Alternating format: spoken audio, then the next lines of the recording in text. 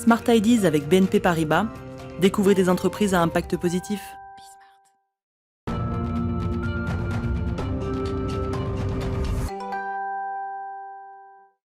Smart Ideas, une start-up à l'honneur, comme tous les jours, avec Woodoo aujourd'hui. Bonjour Timothée Boitouzet, bienvenue.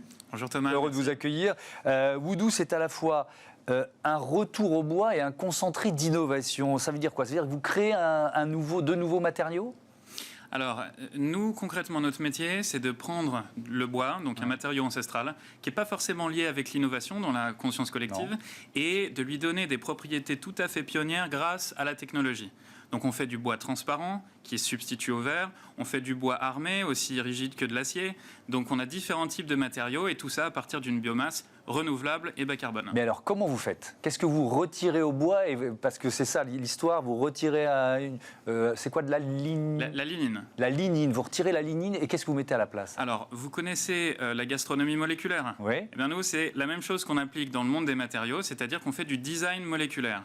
Donc, on enlève une molécule du bois qui pose problème, parce que c'est ce que les insectes mangent, parce que c'est ce qui donne au bois sa rigidité, mais c'est pas optimal. C'est ce qui s'oxyde avec l'air et l'humidité, donc la lignine. Cette molécule qui pose problème, on l'enlève de manière très sélective et on la remplace par différents types d'éléments de remplissage, donc du bois et de la lignine, donc ça substitue à la lignine, pour lui donner différentes propriétés, donc soit de rigidité, soit de transparence. On ne va pas aller dans des détails scientifiques. Donc là, en fonction de ce que vous voulez faire de ce nouveau matériau, vous allez remplacer la lignine par quelque chose, c'est pas toujours la même chose, si j'ai bien compris. C'est pas toujours la même chose, ça dépend des propriétés finales qu'on recherche du matériau. Qu'est-ce que ça ouvre comme possibilité?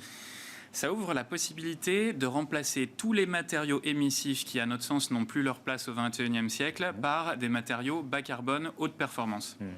Par exemple, sur votre site, j'ai vu qu'il y avait des démonstrations qu'on pouvait imaginer utiliser du bois, par exemple dans le secteur automobile, comme un écran tactile. C'est-à-dire que vous rendez le bois utilisable comme un écran tactile. On le fait déjà, oui, avec des partenaires comme Mercedes dans le monde automobile, par exemple. Et donc, en fait, on rend le bois, d'une part, translucide ou transparent, c'est-à-dire que la lumière, l'information peut passer au travers, mais en plus, on rend la surface tactile, donc exactement comme votre téléphone portable. Ensuite, on combine ça avec des technologies d'écran et ça crée des surfaces intelligentes. Ça le rend plus résistant aussi, ce bois? Oui, plus résistant à l'eau, plus résistant au feu, donc imputrescible, plus résistant à l'abrasion, donc le frottement. Voilà. Donc vous en êtes où de votre développement aujourd'hui? Aujourd'hui, on est 32 personnes dans l'entreprise, on a 41 brevets, donc on est très actifs sur le dépôt de brevets, on a 3 sites de production et on a signé nos premiers contrats pluriannuels industriels et on se prépare à faire une opération de levée de fonds. D'accord. Des contrats pluriannuels industriels avec quel type de partenaires? Des partenaires dans le luxe. Le secteur du luxe. Et qui vont l'utiliser pourquoi? Donc, dans le secteur de l'horlogerie, par exemple, dans le secteur des intérieurs de boutiques, donc dans différents types d'applications. Ok. Vous avez déposé, je crois, 43 brevets, vous l'avez dit, 41 brevets, plus de 30 distinctions depuis 2016. Ça rend fier, ça. À quel point ça vous ouvre des portes? Est-ce que ça vous crédibilise, c'est ça l'idée?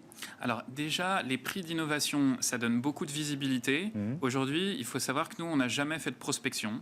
On a une équipe de vente réduite et on a 450 entreprises qui nous ont contactés pour avoir accès à ce matériau.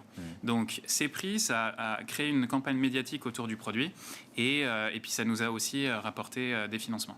D'accord. Donc la levée de fonds, elle va vous servir à quoi? Eh bien, à build up, à faire grossir, à organiser l'équipe des sales, donc de la force de vente, à accélérer sur la disponibilité de ce matériau à plus grande échelle, parce qu'aujourd'hui c'est à des échelles réduites, donc en petit volume, et aussi à accélérer notamment sur des sujets internationaux, parce qu'aujourd'hui on fait 80% de notre chiffre d'affaires à l'international. Quand vous déposez autant de brevets, ça vous permet de ne pas être copié. Est-ce que vous avez des concurrents? Alors, on a certains concurrents, mais qui ne font pas exactement la même chose que nous. Et ça dépend sur quel type de matériau. Donc, sur le bois transparent ou translucide, par exemple, on a 2 concurrents, un américain et un suédois, mais on est les plus avancés en termes de développement. Donc, les brevets, en fait, la protection d'une innovation, ça se fait par 3 choses.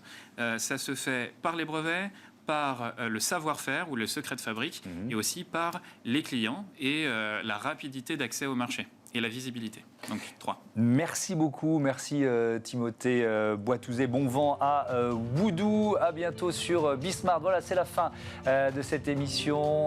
Vous pouvez nous retrouver évidemment sur les box à 9h, midi, 20h30 tous les jours, quand vous le souhaitez, sur bismart.fr. Je vous donne rendez-vous demain sur la chaîne des audacieuses et des audacieux. Salut.